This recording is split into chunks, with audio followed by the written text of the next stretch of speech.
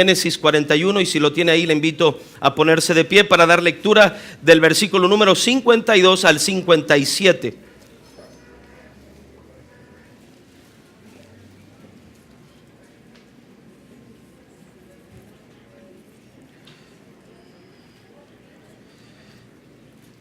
Génesis 41 del 52 al 57.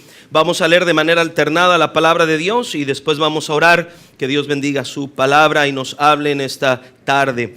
Génesis 41, 52 al 57. Dice así. Está bien esta, hermano. Esta es fría, ¿verdad? No, está bien. Gracias, hermano. Génesis 41, 52 al 57, de manera alternada, dice así la palabra de Dios. Y llamó el nombre del segundo Efraín, porque dijo: Dios me hizo fructificar en la tierra de mi aflicción. ¿Todos? Así se cumplieron. Y comenzaron a venir los 7 años de hambre, como José había dicho, y hubo hambre en todos los países, mas en toda la tierra de Egipto había pan.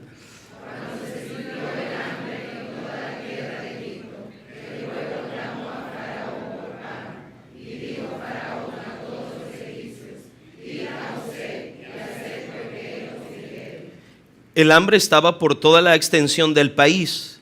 Entonces abrió José todo granero donde había y vendía a los egipcios, porque había crecido el hambre en la tierra de Egipto. ¿Todos? Y de toda la tierra venían a Egipto para comprar de José, porque por toda la tierra había crecido el hambre.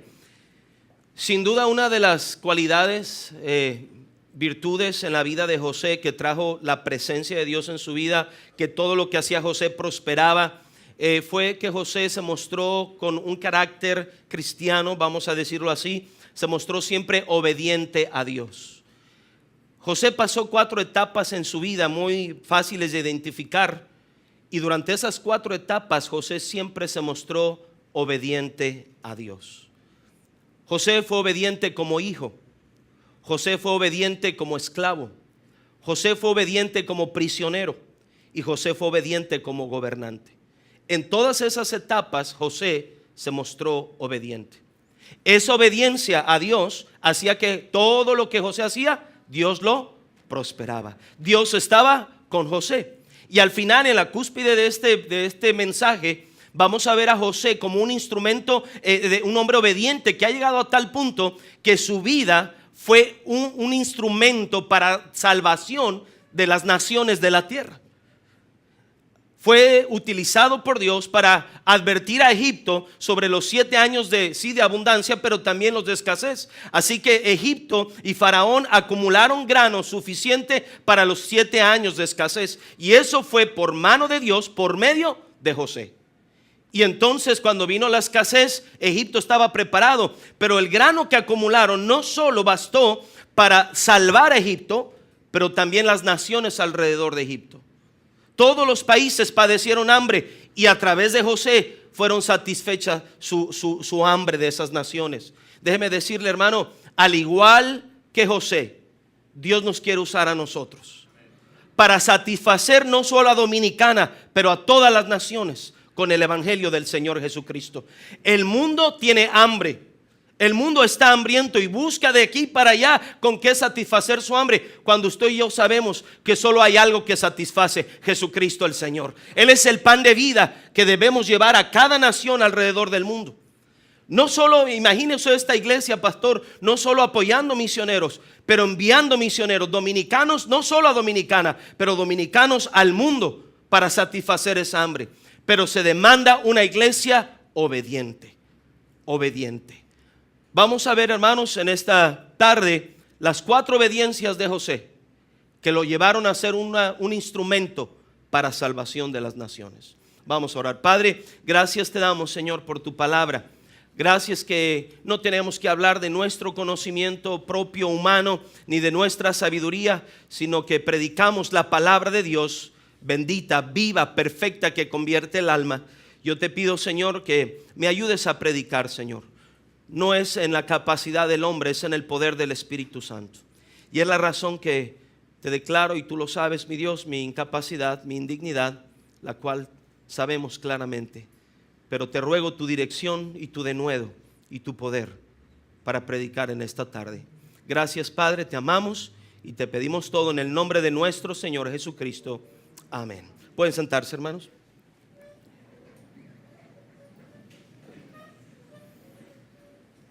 Las 4 obediencias de José que lo llevaron a ser un instrumento para salvación de las naciones.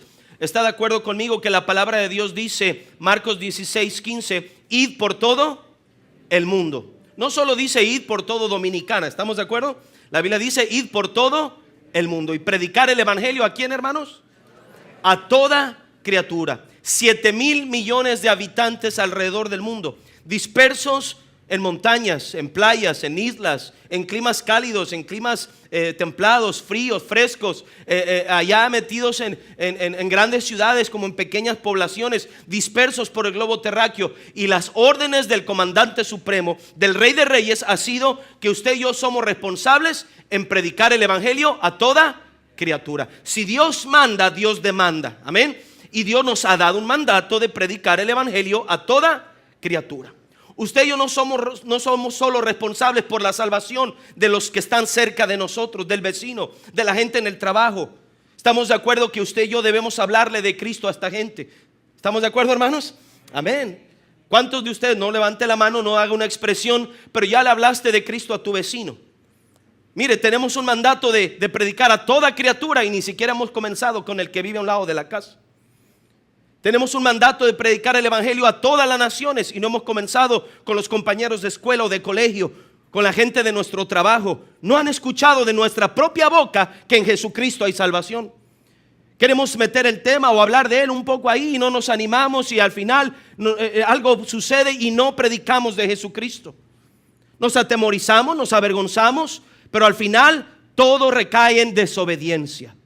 Si el evangelio no se ha predicado a los que nos rodean y a otras naciones, no es porque Dios haya cambiado. Dios sigue siendo el mismo. Dios no ha cambiado su mandato, es predicar a todo el mundo, a todas las naciones, el evangelio de la salvación.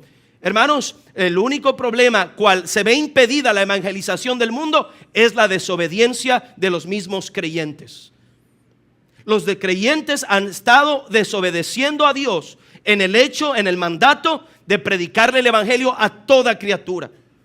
Y hermanos, en esa línea debemos entender que José fue una herramienta, un instrumento, no solo para salvación de sus hermanos, no solo para salvación de Egipto, pero de las naciones enteras alrededor del mundo. Vea conmigo Génesis 41, versículo 54, dice la palabra de Dios: y comenzaron a venir los 7 años de hambre, como José había dicho. Y hubo hambre en, ¿qué dice, hermanos? Todos los países. Es decir, el hambre era global, era mundial. Y de igual manera la respuesta de Egipto, de José, fue satisfacer el hambre de todo ese mundo, de todas esas naciones. Y al final José fue ese instrumento. Pero ¿dónde radica la clave de que la iglesia adquiera esa gracia, ese poder de Dios para llevar el evangelio al mundo? ¿Dónde radica el hecho de que esta iglesia pueda poner misioneros en diferentes naciones alrededor del mundo? Mire, tal vez hay dominicanos yendo, como en México, a otros lugares por asunto de dinero, de plata, de trabajo, de contraer matrimonio en otra nación y se van. Pero ¿cuántos dominicanos saldrán a llevar el evangelio al mundo? ¿Cuándo será su motivo? El amor a nombre de Él y proclamar las buenas nuevas de salvación a otras naciones. Hermanos, el asunto radica en la obediencia. Si esta iglesia quiere brillar más allá como Cristo lo ha mandado, es necesario que cada creyente aquí congregado sea obediente a Dios. Obediencia es la clave, y eso fue lo que llevó a la cúspide en la prosperidad de la vida de José para ser un instrumento para salvación de todo el mundo. Veamos estas 4 obediencias. Mire, hermano, muchos proclamamos andar en obediencia a Dios, pero nuestra obediencia tarde o temprano será probada. Muchos nos jactamos: yo estoy obediente a Dios, qué bueno, pero tal vez vendrán pruebas a tu obediencia y vas a tener que o crecer en tu obediencia, madurar en tu obediencia, o vas a ceder terreno al enemigo y vas a empezar a retroceder. pero todos aquí nuestra obediencia será aprobada. Veamos entonces las 4 obediencias de José y cómo estas fueron probadas y él, a pesar de todo, se mantuvo obediente a Dios. Veamos la primera entonces, la obediencia de hijo. Génesis 37 lo vamos a leer ahí. Génesis 37. La primera obediencia es la obediencia de hijo.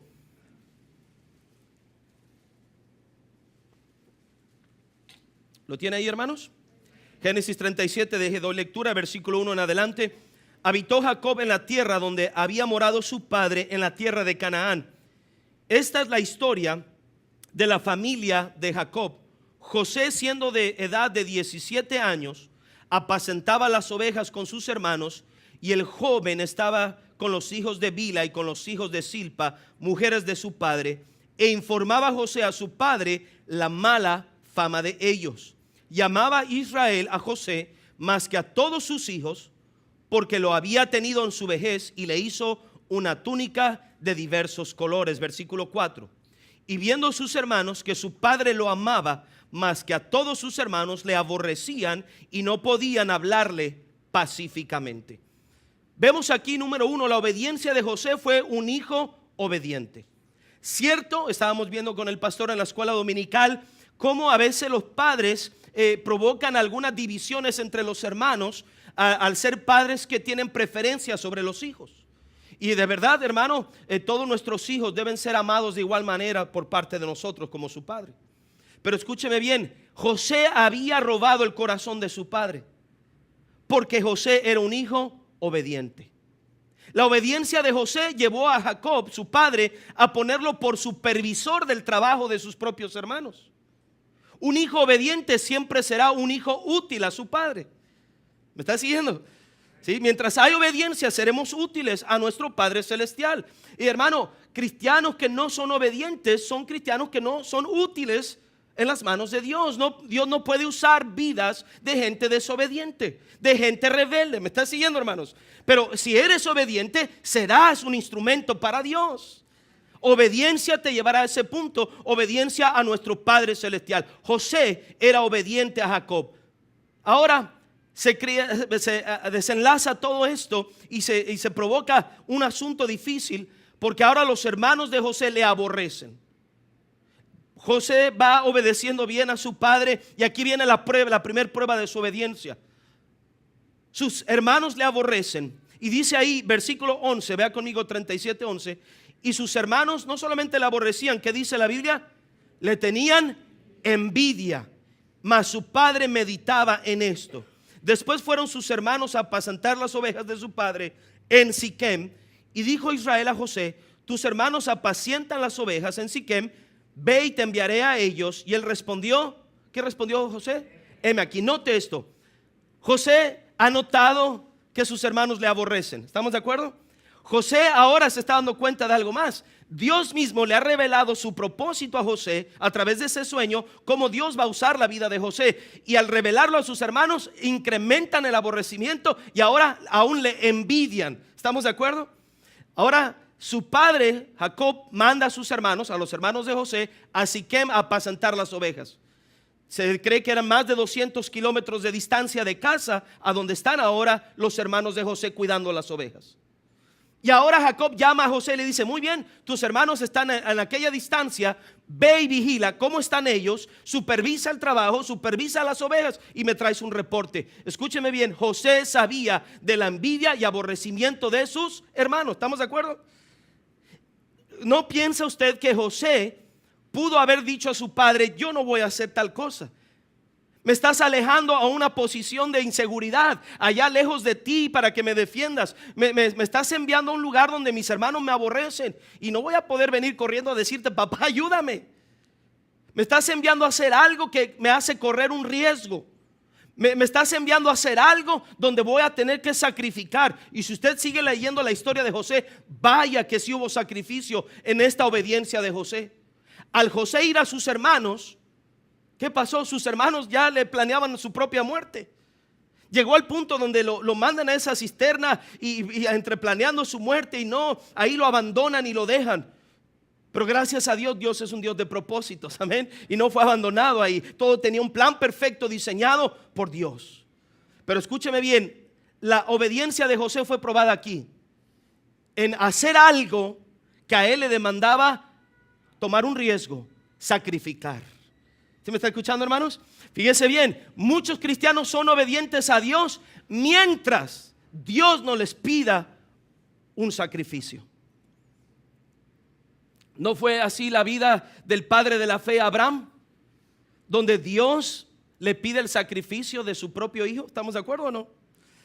Y ahí fue probada su fe y su obediencia. Y Abraham obedientemente a Dios, mostrándole a Dios que él era más importante que sus propios afectos, que sus propios deseos. Y hermano, muchos cristianos caen de su obediencia cuando llegan al punto de que Dios les pide tomar un riesgo. Dios les pide hacer un sacrificio. José dijo: bueno, Padre, tú me estás enviando a mis hermanos, yo no sé qué vaya a acontecer, pero es la voz de mi padre y yo debo obedecer. Y él respondió: heme aquí.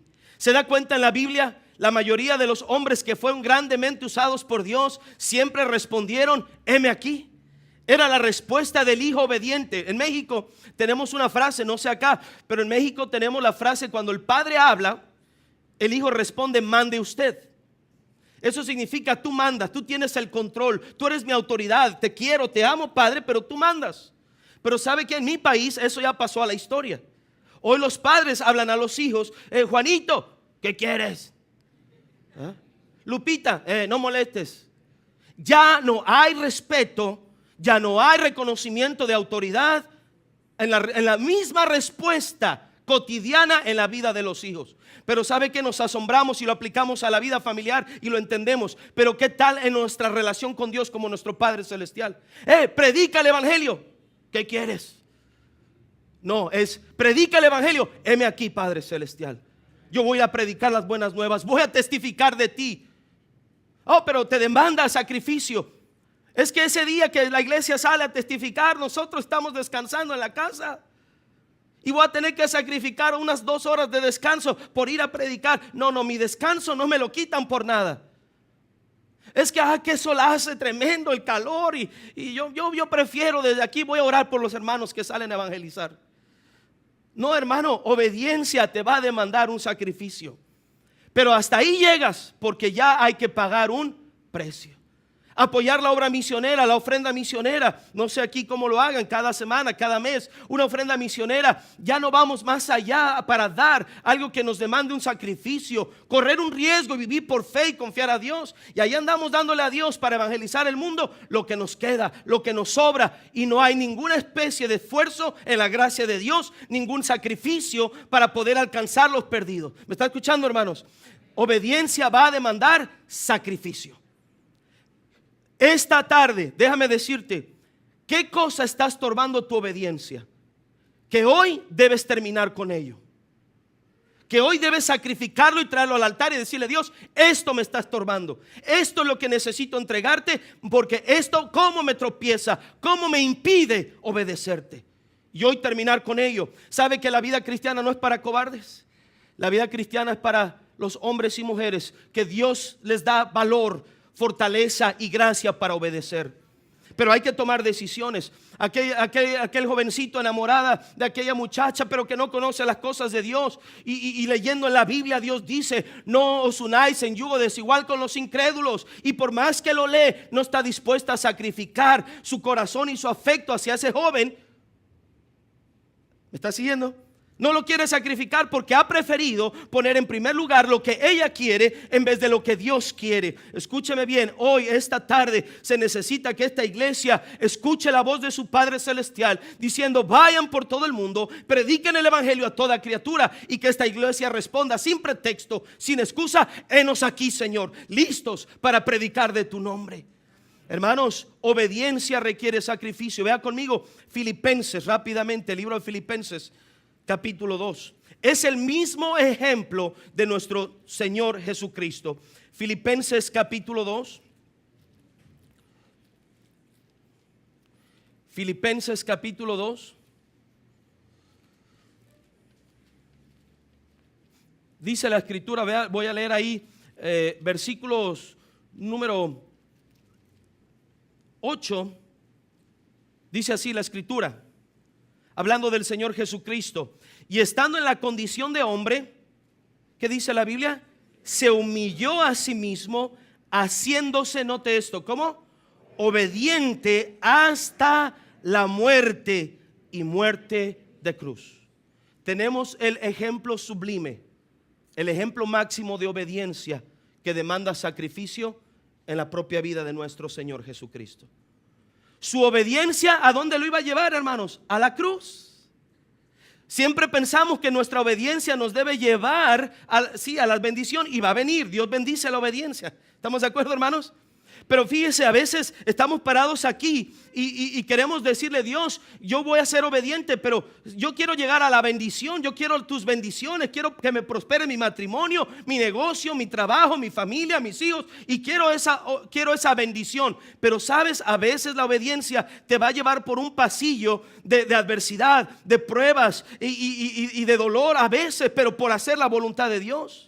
Y a veces va a haber sacrificio, y muchos ven ahí la bendición del otro lado, pero ven el sacrificio y dicen: no, mejor me quedo aquí sin obedecer a Dios. Hermano, lo único que haces al no obedecer a Dios es perderte bendiciones de Dios. Él quiere que, como su Hijo Jesucristo, estemos dispuestos a sacrificar con tal de poder obedecer. ¿Qué vas a terminar hoy tú? ¿Qué vas a sacrificar hoy para llegar a esa obediencia que Dios demanda de ti?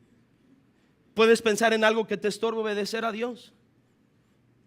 Algunas esposas están volteando a ver a su esposo: no lo tiene que sacrificar a él, ¿ok? Este es el que me estorba. No se preocupe. No sacrifique lo que es de Dios. Mire, si es la suegra, tal vez. No se crea, ¿verdad? ¿Qué le está estorbando obedecer a Dios? Termínelo hoy. Saldrás de este auditorio sin sacrificar nada, diciendo: todo está bien, nada me estorba. ¿Qué te está estorbando? Puedes haber escuchado el mensaje y no tomar ninguna decisión, o puedes salir de aquí diciéndole: Dios, perdóname, hay esta cosa, tú sabes cómo me está estorbando. Hay gente que le estorba un deporte. ¿Sabe? Conocí un hombre que su afición al deporte le impedía servir a Dios. Era tan bueno para jugar fútbol allá en México que aún los domingos le empezaron a contratar para jugar en unas ligas de fútbol muy buenas, y le pagaban bien, no profesional, pero muy buen nivel. Y él empezó a aún faltar a la iglesia los días domingo.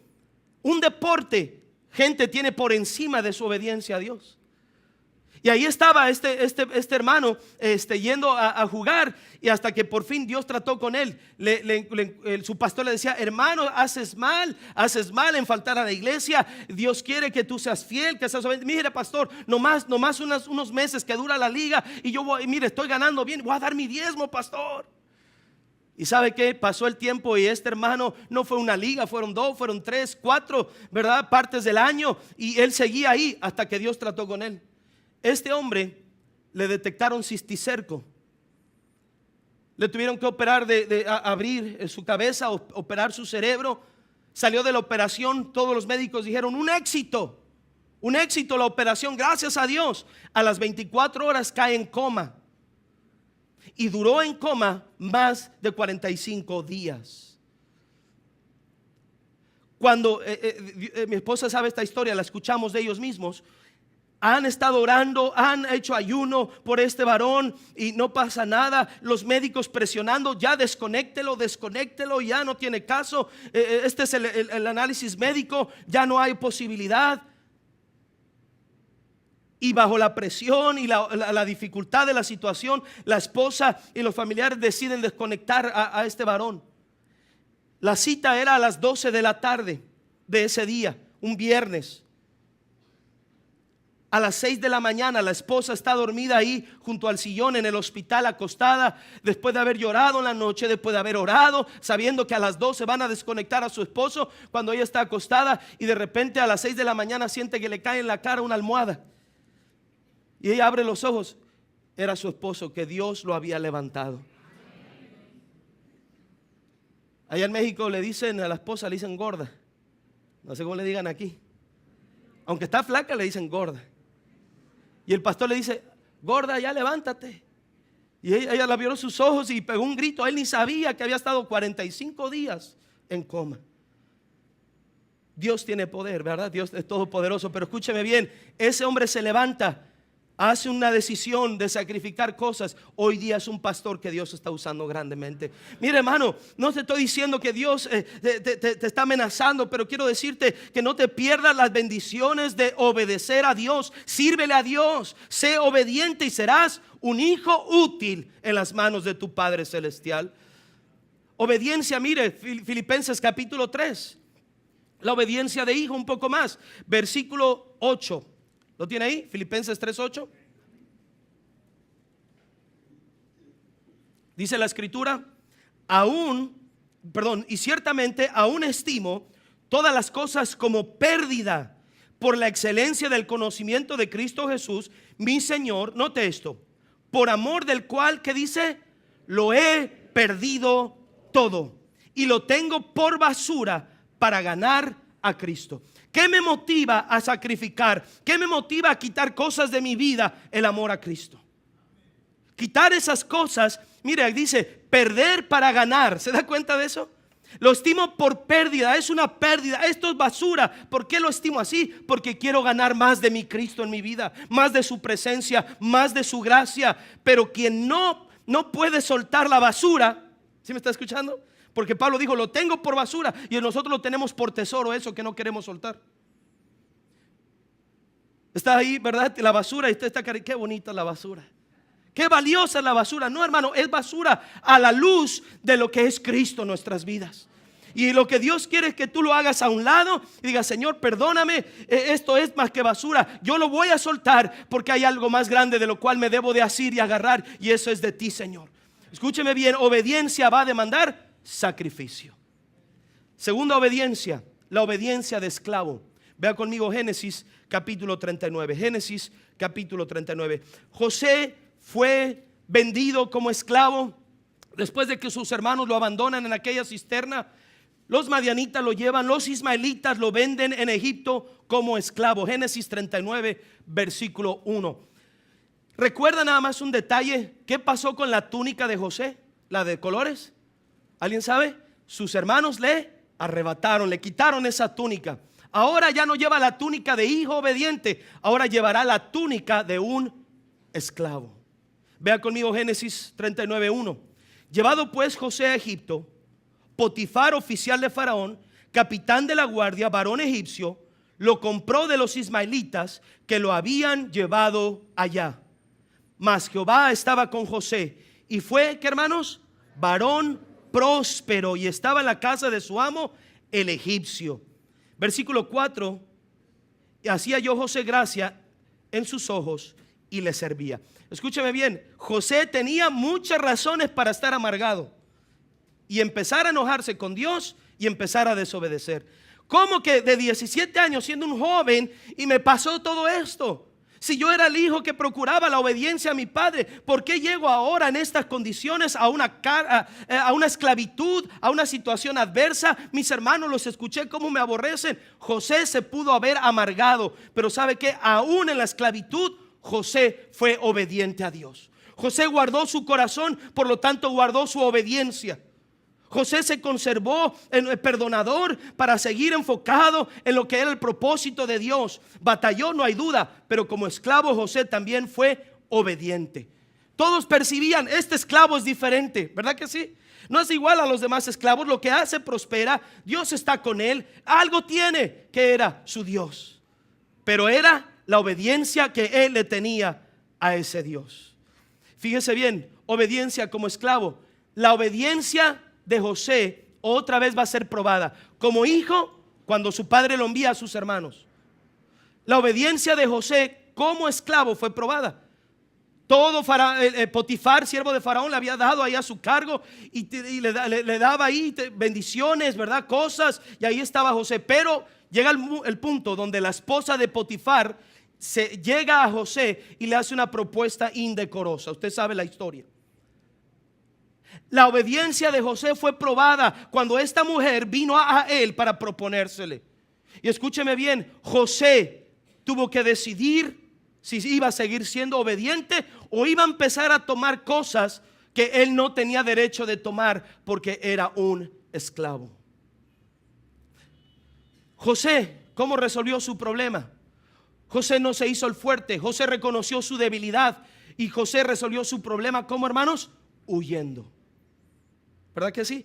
¿Cuántas veces tu obediencia será probada? Y si no sales de ahí, si no huyes de ahí, si no sales corriendo de esa situación, ¿sabes qué? Tu obediencia la vas a perder. Vas a acabar cayendo donde no pensabas que ibas a caer. ¿Por qué, hermanos? A veces decimos, no, es que huir es de cobardes. En este caso, huir es de hombres y mujeres de Dios.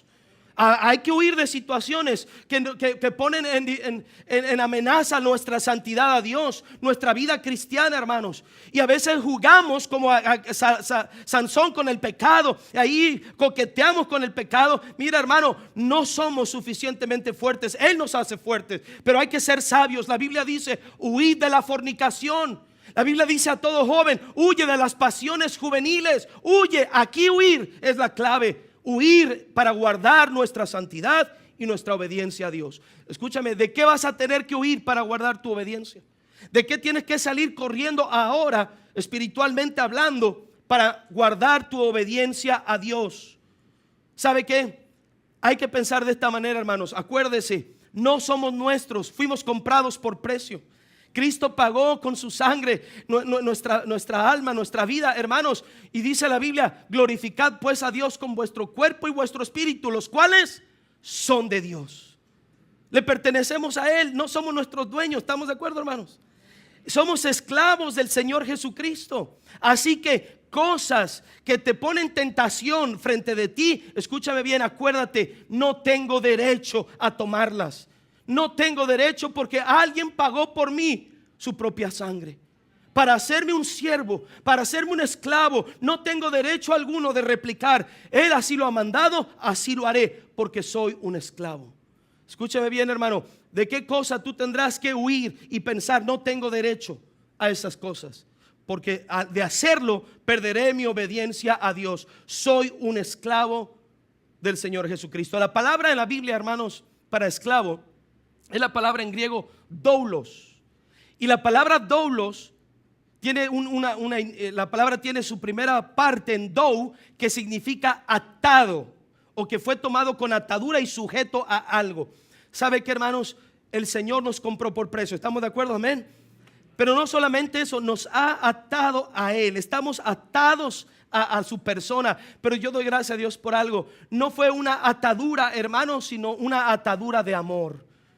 ¿Sabe qué? Cuando yo me casé con mi esposa y yo éramos novios y nos casamos, dije, no, es que yo la amo con todo mi corazón, no creo que se puede amar más. Pero después de 13 años, 12 años de casados, hoy amo más a mi esposa que hace 12 años. ¿Sabe? Cuando fui salvo y acepté a Cristo un 22 de septiembre de 1996, pasé al altar y ahí yo dije, qué hermoso haber aceptado a Jesucristo como mi Salvador. Señor, yo te amo. Yo pensé que no había razón, no había posibilidad de que ese amor creciera, pero después de haber aceptado a Cristo hace muchos años, hoy amo a Dios más que antes le amo. Porque a través de los años he podido palpar su amor. A través de los años he palpado su misericordia.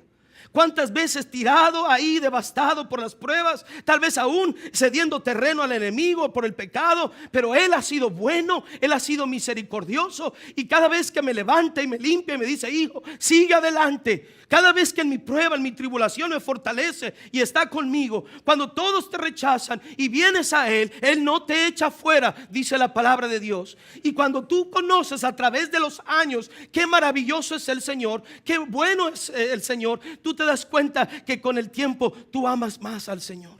Tú vas a amarle más, te vas a entregar más a tu Señor. Pero hermanos, lo que nos ha atado y nos ata fuertemente es el gran amor que Dios nos tiene, hermanos. Hermano, ¿qué cosa como esclavo tú tendrás que renunciar? ¿A qué cosa tendrás que decir? No tengo derecho a mirar eso, no tengo derecho a tomar eso, no tengo derecho a pensar eso, no tengo derecho de estar aquí porque no me pertenezco. No estoy para satisfacer mis propios deseos, no estoy para satisfacer lo que yo quiero. Soy un esclavo que está puesto para satisfacer el deseo de su Dios. Me gusta mucho en la Biblia, no lo vamos a ver por el tiempo, pero recuerda aquella ley en el libro de Éxodo capítulo 21, cuando un esclavo hebreo compraba o adquiría, un hebreo adquiría un esclavo hebreo, había una ley que si comprabas un hebreo, compraba un hebreo por esclavo, al sexto año la ley decía que debería dejarlo ir libre, de balde, sin pagar nada a cambio. Eres libre por cuanto eres mi hermano, te dejo salir. Pero había una posibilidad de réplica del esclavo para no salir y pedir quedarse a vivir con su amo. Y era que el esclavo observara la bondad de su amo para con él, que meditara en lo bueno que su amo había sido con él, y que le había dado esposa, y que le había dado hijos, y que había sido un amo excepcional, y que él encontraba mejor la vida en la esclavitud bajo ese amo que la vida libre sin ese amo. ¿Me está siguiendo, hermanos? Y él decía, no, es mejor vivir bajo la esclavitud de este amo bueno que la libertad allá bajo mi propia voluntad. Y entonces él podía decir, no, amo, la ley dice que me das libertad, pero tengo derecho a la réplica. Yo no quiero salir por amor a ti, por amor a mi esposa y por amor a mis hijos. Te ruego, yo quiero ser tu esclavo por amor. Quiero ser tu esclavo para siempre. ¿Sabe? No eran 6 años más. ¿Me estás siguiendo? Vas a ser esclavo 6 años más. Si tú declarabas, me quiero quedar como siervo, era para siempre. Ya nunca más volverías a salir. ¿Puede pensar en esto? Decías, bueno, amo, yo me quiero quedar contigo. Estos 6 años ha sido maravilloso y me voy a quedar contigo. Y ahora lo llevaban públicamente, le horadaban la oreja y traía aquella marca que era un siervo por amor.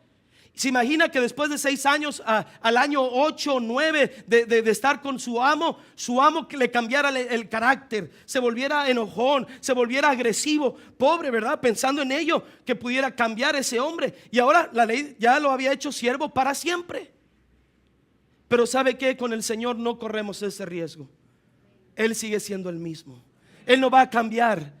Él sigue siendo el mismo por los siglos de los siglos. El mismo Dios de bondad, el mismo Dios bueno y lleno de misericordia. Podemos regresar a Él y entregarnos para siempre como sus esclavos, porque Él no cambia, seguirá siendo igual de bueno. Ahora déjame decirte, así como es esclavo por amor a Dios, a su esposa y a sus hijos, se hizo un esclavo. Así tú y yo deberíamos hacernos un esclavo del Señor Jesucristo. Sabes que yo tengo esposa, yo tengo hijos, y por amor a Dios, por amor a mi esposa y a mis hijos, lo que más me conviene como padre y varón de casa es ser un esclavo del Señor Jesucristo. Nunca he visto tanta bendición, nunca he sido tan feliz hasta que me he sometido como esclavo debajo del Señor Jesucristo. Alguna gente piensa, oh, es que la esclavitud es mala. No, depende a quién tú sirves, de quién tú eres esclavo. Pero cuando eres esclavo del Señor Jesucristo, probarás un tipo de vida maravillosa y bendiciones excepcionales, pero va a demandar, escúchame bien, que no demandes derechos, solo haz la voluntad de Dios, solo haz lo que Él te pide. Y si tienes que salir huyendo de algo, sal para obtener esa obediencia y esa bendición de Dios. Tercero, rápidamente, la obediencia de hijo. Número 2, la obediencia de esclavo. Número 3, la obediencia de prisionero. Fíjese bien, ahora José, por obediente, ¿a dónde fue a dar? A la cárcel. ¿No es cierto, hermanos, cuando estás obedeciendo mira, cuando andamos en desobediencia a Dios y no estamos haciendo la voluntad de Dios y vienen las circunstancias adversas, nos debemos de sorprender, hermanos. Ay, pero ¿por qué me pasa eso? Si tú ya sabes, Dios te ha venido hablando de un asunto que está mal en tu vida, no te sorprendas. Dios está tratando contigo para que doblegues tu corazón. ¿Está aquí, hermanos? Pero, fíjese bien, cuando tú haces lo correcto, obedeces a Dios, te empiezas a congregar y todo va bien y haces la voluntad de Dios y en casa tienes vida devocional, familiar, honras a Dios adentro de la iglesia, fuera de la iglesia, y empiezas a obedecer y de repente viene una prueba difícil. Qué difícil es sobreponerse a eso, porque en nuestra mente estoy haciendo lo correcto, todo debe ir bien. Hermano, aún cuando estás obedeciendo a Dios, vendrán problemas, vendrán pruebas, pero estas no son más que una oportunidad de ver obrar a Dios, para afianzar nuestra fe, para llevarnos en crecimiento en fe. José es llevado a la cárcel por rechazar esa propuesta indecorosa. Está en la cárcel por hacer lo correcto. Escúchame bien, hermano, la cárcel, la prisión, ¿se le llaman prisión aquí? La prisión es un tiempo de prueba o dificultad que como cristiano vas a enfrentar o pasar. cristianos son obedientes a Dios mientras no haya pruebas. Mientras el viento vaya a favor, mientras vaya en un valle, yo obedezco a Dios. Pero ¿qué tal nuestra obediencia cuando se acabó el valle y tenemos que subir aquella montaña empedrada y las cosas se dificultan? Muchos al empezar a subir nos quejamos: Dios, ¿por qué me traes por este camino? Dios, no me estás llevando por el camino correcto. Y preferimos frenarnos y dejar de seguir al Señor fielmente. Cuando todo va bien, somos obedientes. Pero ¿qué tal? Llegas al médico y te dice alguien: hermana, usted tiene cáncer. ¿Qué va a pasar con tu obediencia ahí? ¿Qué va a pasar cuando has luchado tal vez por tu matrimonio por años? Has buscado consejería, has orado y aquel hombre dice: se acabó y se va. ¿Qué va a pasar con tu obediencia en ese momento? ¿Qué va a pasar con tu obediencia cuando un ser querido por cual tú has orado y tal vez muere, fallece? ¿Qué va a pasar con tu obediencia? ¿Sabe qué, hermanos? José, a pesar de estar en la cárcel, en una difícil circunstancia, aún ahí José fue obediente a Dios.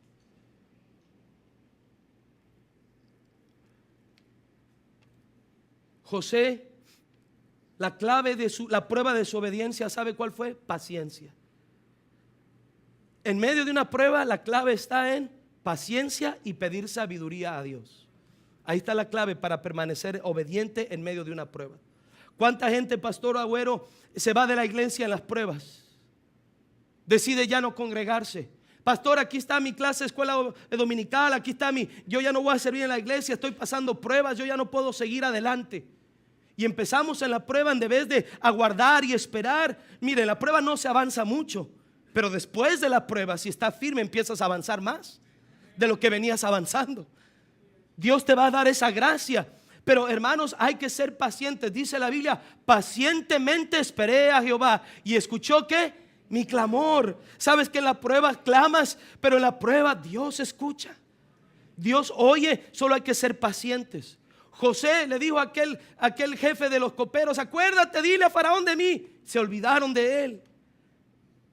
Y a veces ahí en la prisión vamos a sufrir y nuestra obediencia será probada. ¿Sabes qué? En una cárcel, escúchame, hermano, en una prueba difícil ponemos en duda inclusive la palabra de Dios. Inclusive dudamos de lo que Dios manda y de lo que Dios dice. ¿Recuerda usted a Juan el Bautista? ¿Sí recuerda a Juan el Bautista? ¿Dónde acabó Juan el Bautista por ser fiel a Dios? No acabó en una vitrina, ¿verdad? Aplaudido por todos. Bravo, qué obediente eres. Acabó en la cárcel por ser obediente a Dios. ¿Y qué estaba en peligro? Su cabeza. ¿Le cortaron la cabeza? Sí, y la presentaron en un plato.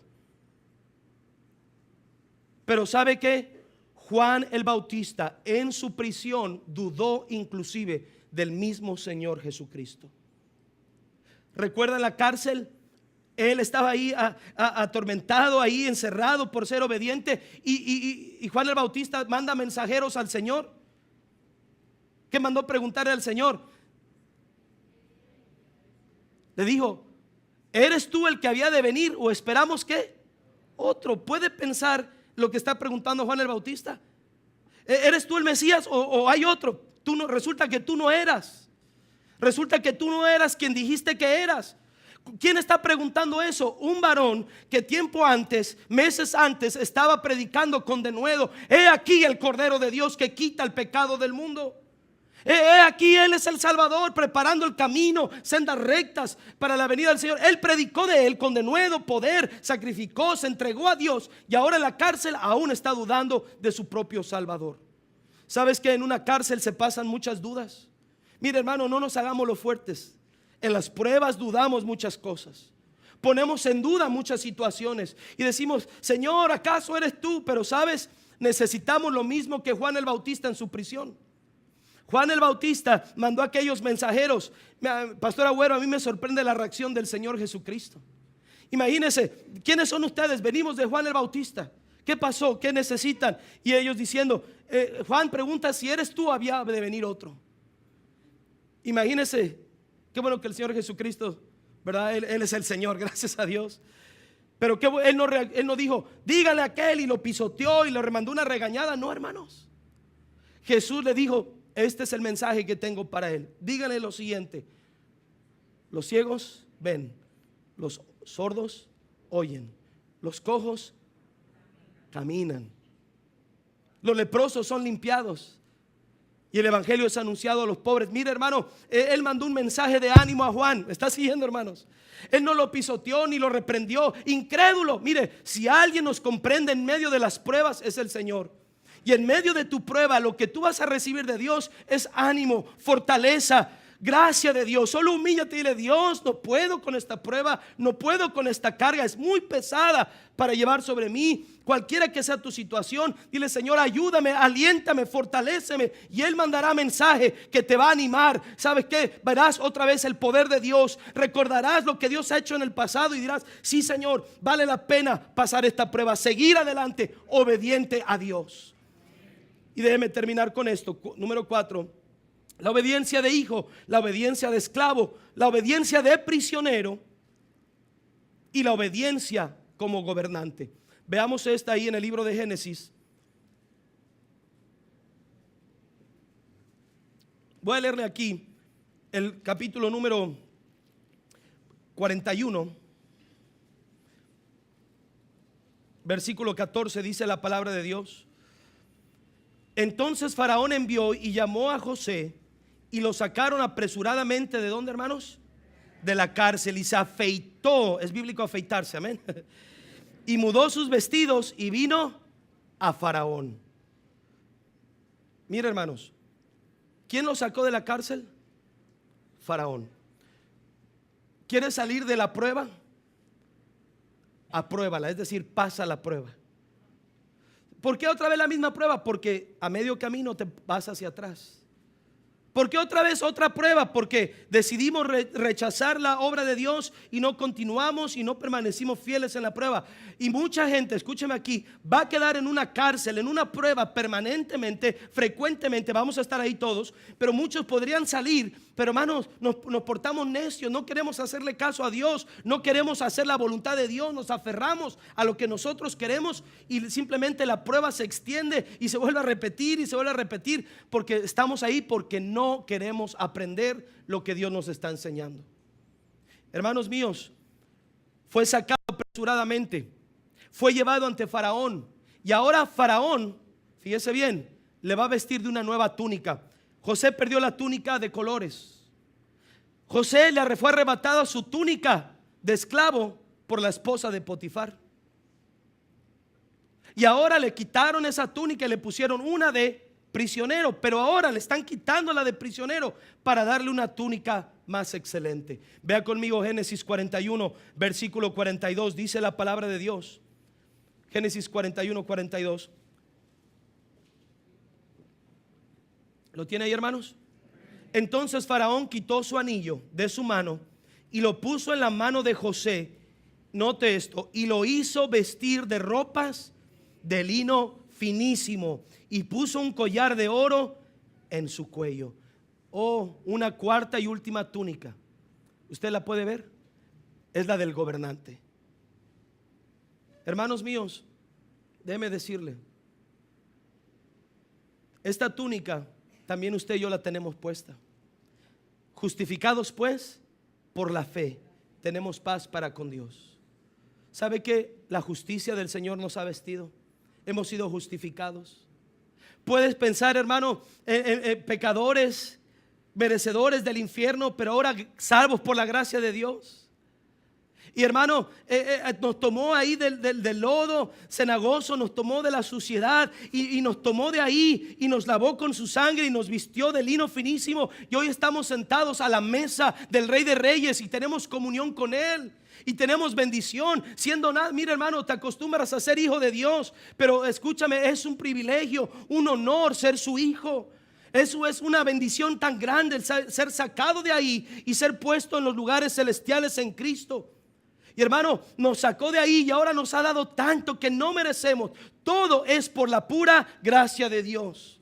Todo lo que hemos recibido. Ahora, hermano, hay gente que yo predico muchas conferencias de misiones y dicen ellos: es que yo soy pobre, yo no puedo ayudar misiones, yo no puedo hacer esto, yo no puedo. Hermano, no, hermano, en Cristo hemos sido enriquecidos. tenemos su sabiduría.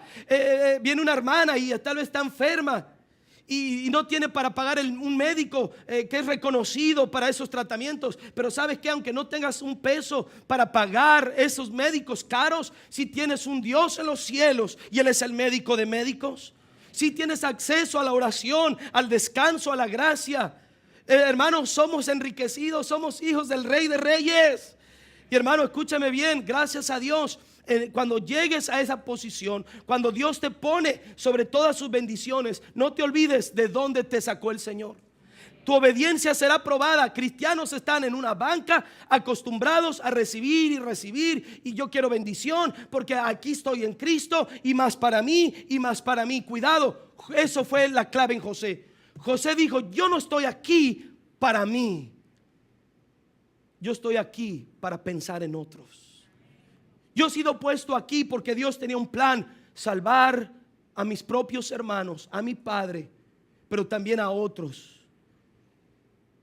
Vas a fracasar como cristiano si piensas que eres rey y sacerdote, embajador de Él, y que estás puesto solo para recibir. Dios te ha dado tanto para que des. Dios te ha dado tanto para pensar en los perdidos que viven alrededor de ti. Dios te ha dado tanto para que abras tus graneros y lleves el evangelio a otros, hermano.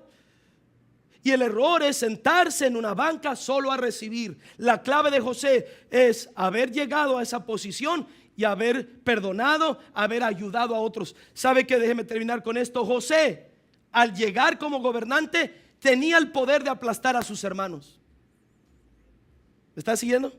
Sus hermanos vinieron a él tenía el poder para hacerlo. Él tenía la autoridad para hacerlo, pero no lo hizo. Él pensó: yo no fui puesto en esta posición para destruir, sino para edificar, para ayudar, para ser de bendición a otros. Hermano, no seas un gobernante egoísta. ¿Me está escuchando? No sea un gobernante egoísta. Todo lo que Dios nos da, a veces venimos, conferencia de la familia, conferencia de avivamiento, denme, pero no se les olvide, hay un mundo allá afuera que necesita de Jesucristo y demanda su obediencia, una obediencia para estar aquí y pasar y ser prosperados, y en esa prosperidad llenar nuestros graneros y abrirlos y dar el evangelio a todo el mundo, hermanos. Pero se demanda una iglesia obediente, como hijos, como esclavos, como prisioneros, pero también como gobernantes. ¿Vas a ser obediente a Dios hoy? ¿Qué vas a sacrificar? ¿De dónde saldrás huyendo este día? ¿Qué cosas terminarás que impiden tu obediencia? Tal vez es la gracia de Dios para la prueba. Tal vez es que te has olvidado y has empezado a vivir como un gobernante egoísta y dices: Señor, se acabó. Quiero entender que todo lo que me has dado, toda la bendición que has dado a mí, es para que otros te conozcan.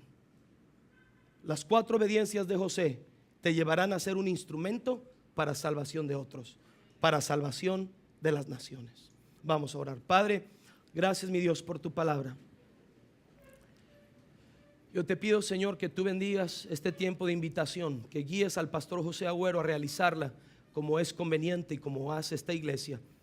Gracias por tu palabra, Señor, y trabaja ahora mismo en nuestro corazón lo que el Espíritu Santo nos ha hablado acerca de nuestra obediencia. Perdónanos, Dios, porque esa obediencia no está donde tú quieres que esté. Ayúdanos y danos de tu gracia.